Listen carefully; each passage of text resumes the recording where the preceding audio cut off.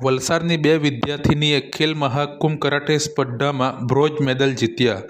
વલસાડ જિલ્લાના શોટોકોન karate association ક્લાસમાંથી science ચેતન શિર્કે અને science દર્શન પટેલ અને કોચ શ્રેયા એસ ભૈયાના માર્ગદર્શન હેઠળ આણંદના યુગ પુરુષ વિવેકાનંદ સ્પોર્ટ ક્લબ ખાતે રાજ્ય સ્તર ખેલ મહાકુંભ કરાટે સ્પર્ધાનું આયોજન કરવામાં આવ્યું હતું, જેમાં હેત્વી શિર્કે અને અંજલિ બિરદારેએ બંને જણાએ કરાટેમાં પ્રદર્શન કરીને બ્રોન્ઝ મેડલ મેળવીને વલસાડ જિલ્લાનું નામ વધાર્યું છે.